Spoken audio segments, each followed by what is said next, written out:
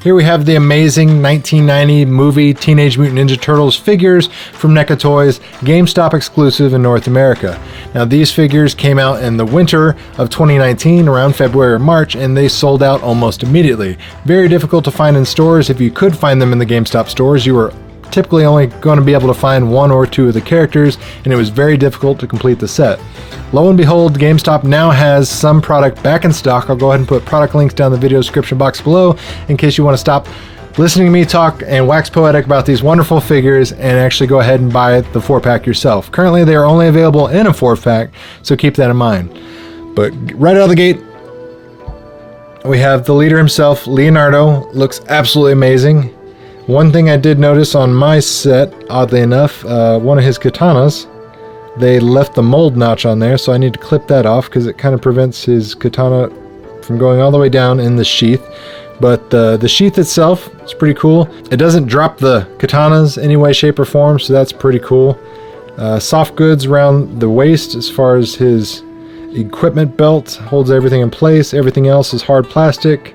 His knee, elbow, wrist guards, everything.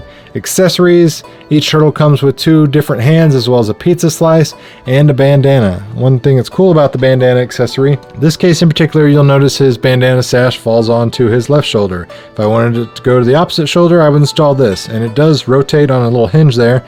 So if I wanted to pose them and make them look like the wind was blowing and keeping their sash mask flowing in the wind, I could easily do that. Awesome, awesome figure. Leonardo's sword itself, it is bending, so you don't have to worry about snapping it too much, but definitely take care around the hilt, because if it does snap off, that would be where it does have potential breakage issues. Gorgeous looking figure.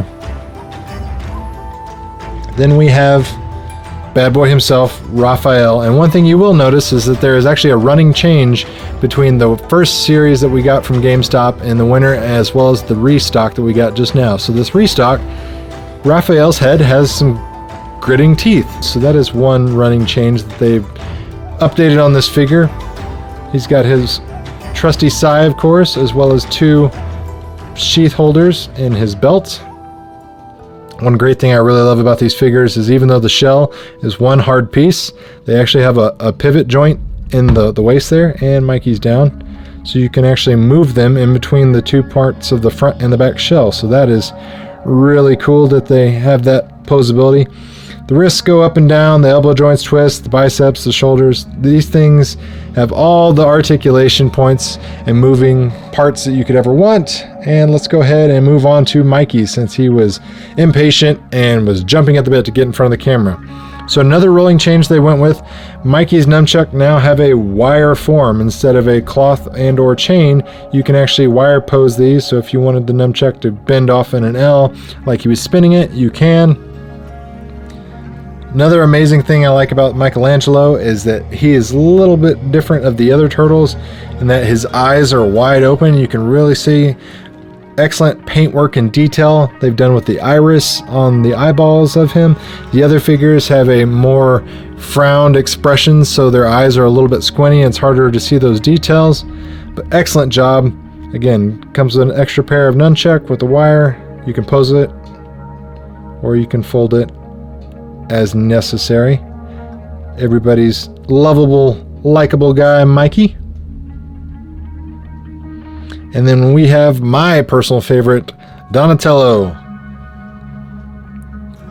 So on the back of his shell, he has 2 little fabric rope strings here, so you can tighten these and loosen these as necessary. The tighter you put them, obviously, the easier it is to hold the bow staff in place. One thing in particular to note, these things are very small, so if you're going to be loosening them or tightening them, I highly recommend getting some tweezers involved, because adult hands, it is very difficult to grab onto these fine pieces of string and try to loosen and tighten them. And if it does come undone, it is a pain in the rear to try to re-knot those. Bow staff is awesome. It's all one piece. Again, soft fabric goods around his accessory belt. Just absolutely beautiful figures. Like I said, the shading, the color, the speckle, the detail, the musculature. These things are far and away better than anything we've ever got and probably ever will get ever again.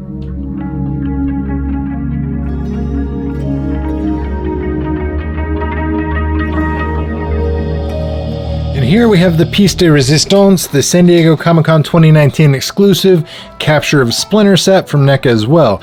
This thing is absolutely mind-blowing as far as the details, the accessories, and just everything they did with this, because it was 100% knocked it out of the ballpark. I mean, I really can't express just how amazing this set is. Never in my wildest dreams did I ever think we would get toys to this scale, to this, you know, level of detail overall with the 1990 Ninja Turtles movie. So starting off here, we have the foot soldiers, of course. The foot soldiers are both identical to each other, but they are unique in that they have slightly different accessories. There are different hands available for them, open and close, as well as lots of different weapons for them to choose from.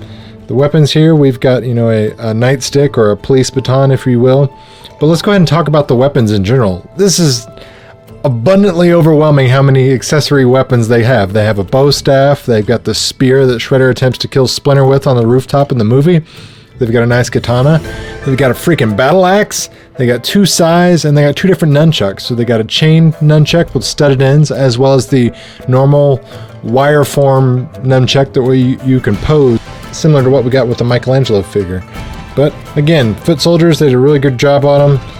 It's only got one bit of soft goods, so this little bit around the waist, he's got his, you know, black belt on there, which is made of rubber, but he's also got this cloth sash in case you want to put any of the weapons or accessories in his sash.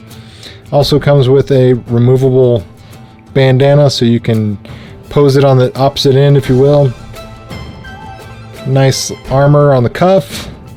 Of course, everyone's got their foot wrap ninja shoes. Great job on these foot soldiers. Also have the kanji symbol of the foot on top. Excellent, excellent job. And then we have, let's go ahead and start with Splinter, because he's not going to stand up on his own. So Splinter, my god, this thing is amazing. The level of detail, stupendous. I mean, I really can't think of any other words to describe it other than absolutely positively amazed. Like, the cloth on his robe, it's all tattered and aged and weathered. They put holes in it. You want to talk about details, so they even got paint application and details of Splinter underneath his robe, so they didn't just cut corners and, you know, paint the lower portions of his leg. His feet even have a little pivot joint there on the ball of the foot. He's got the dirty bandages wrapping around his feet. He's got his black belt, which is crazy long. I'll probably have to trim that with some scissors. But, and of course, he's got the metal chains holding him up by the biceps, chaining him up when they've captured him. But they even nailed the details, like Splinter's missing section of his ear when he originally got in his fight. He's got this nice little rubber goatee here. Got detail of the eyeballs. Just amazing job on here. Like I said, the cloth robe, the soft goods, is amazing. Frayed edges, a little dirt paint to it to where it looks super weathered and aged and dirty. The box he's sitting on, we've got a nice little NECA Toys logo on it. It's just a piece of cardboard. Nice shiny gloss to it, but it's pretty cool. A little bit of detail there. It's got a 3/30/1990 date on it, which would be the release date of the North American release for the Ninja Turtles movie when it first came out to theater. And then, of course, we have the man himself, Shredder. This thing is beautiful. I really can't express how amazing this thing is. So it's only got one bit of soft goods as well, similar to the Foot Clan soldiers. He's just got one soft goods cloth sash here, but it's pretty cool. One of the other accessories they had was a little dagger and a sheath, and you're like, why would anybody have that? If you remember at the end of the movie, once Shredder is hanging off the edge after he tried to spear Splinter, he cheats a little bit and takes one final blow, and he tries to throw a dagger at Splinter, which is actually what ends up being his downfall and causes him to fall off the roof. So that's an amazing detail. His armor, spikes, and cuff, you know, they're soft, pliable plastic here, so you can bend them. You don't have to worry about breaking them off. Shoulders the same way. His helmet is a harder plastic, doesn't move as much. The outside, great looking chainmail-esque paint job on it, but it's actually pliable plastic here, so that's pretty cool. His visor slash guard comes off. It just kind of snaps there on the ears. Detail on his face is amazing. I mean, this thing looks spot on to the character from the film. They did an excellent job with the paint. different color shading, the eyeballs, especially along the scar where Splinter gave him when they first had their battle years and years and years ago. But again, this just comes off, pops on and off very easily. He comes with various different accessories as well. He's got several interchangeable hands, so you can have the ones with the claw hand, open hand, or normal hand as well. And then let's talk about this cape. Now this cape that he comes with is amazing. This is one of the coolest things in the movie, that Shredder was walking around with this gorgeous, shiny, metallic, tattered looking cape with the different black tiger stripes almost. And the great thing what NECA did with this cape is they put wires on the outside edges so you can pose and form this cape and make it look a little flowy, if you will. And then it also has a metal necklace clasp at the top there, so you can lock that together and you can close this around his neck to make sure it doesn't fly off when you're posing him and or moving him around your house or whatever you're doing with him. But this cape, beautiful. I absolutely love this cape. That's like the most amazing thing I saw in this set. Hands down, if you guys can, definitely recommend getting this set, the Capture of Splinter. It's probably to date easily the best NECA toy set they've ever released, Ninja Turtles or any other franchise.